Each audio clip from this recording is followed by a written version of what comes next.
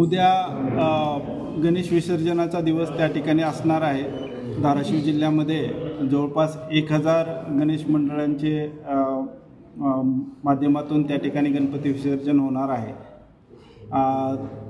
त्या अनुषंगानं आपण प्रशासनानं पोलीस प्रशासनानं पूर्ण तयारी त्या ठिकाणी केलेली आहे।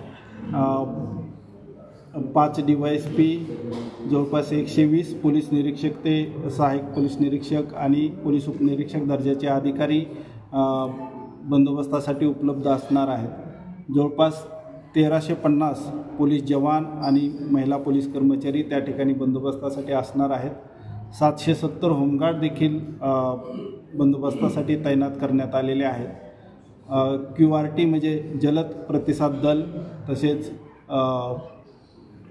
RCP म्हणजे दंगल नियंत्रण पथक हेही त्या ठिकाणी कार्यरत असणार आहे। SRPचं पथक देखील बंदोबस्तासाठी उपलब्ध असणार आहे। त्यानंतर 18 तारखेला आणि 19 तारखेला आपल्या जिल्ह्यामध्ये ईद ए मिलादचा जुलूस आणि मिरवणूक देखील होणार आहे।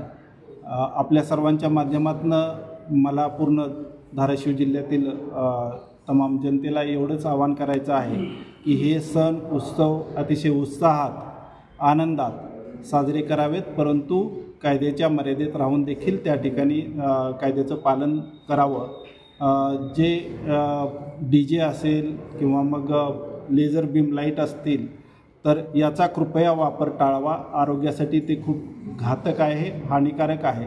त्याच्यामुळे माझं सगळ्याला आव्हान आहे की या गोष्टीपासून सगळ्या मंडळांनी परावृत्त व्हावं आणि जर कोणी असं जाणीवपूर्वक त्या ठिकाणी वाद्य वाजवेल किंवा मग DJचा वापर करेल आणि माननीय सर्वोच्च न्यायालयाने जे निर्देश दिलेले आहेत त्याचं उल्लंघन करेल तर त्याच्यावर कठोर कायदेशीर कारवाई केली जाईल। महिलांचे आणि लहान मुलांच्या सुरक्षेसाठी विशेष दक्षता घेतली जाईल आणि हे उत्सवासाठी जे आवश्यक आहे त्या सर्व उपाययोजना सर्व तयारी प्रशासनाकडून झालेली आहे, विशेषतः पोलीस प्रशासनाकडून झालेली आहे आणि आम्हाला खात्री आहे की हे जे उत्सव आहेत आगामी ते खूप आनंदात उत्साहात परंतु कायद्याच्या चौकटीत राहून त्या ठिकाणी पार पडतील आणि त्यासाठी पूर्ण पोलीस दल सज्ज आहे। मिरवणुकांसाठी अनंत चतुर्दशीच्या दिवशी 12 वाजेपर्यंत त्या ठिकाणी वाद्य वाजवण्यास त्या ठिकाणी परवानगी असणार आहे।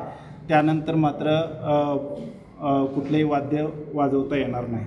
प्लाझ्मा लाईट्सवर देखील त्या ठिकाणी माननीय जिल्हाधिकारी महोदयांना आम्ही विनंती केलेली आहे आणि त्यांनी मनाई आदेश लागू केल्यानंतर जर कोणी असं प्लाझ्मा लाईट आणि DJ याचा जर कोणी वापर केला तर त्यांच्यावर कायदेशीर कारवाई करण्यात येईल।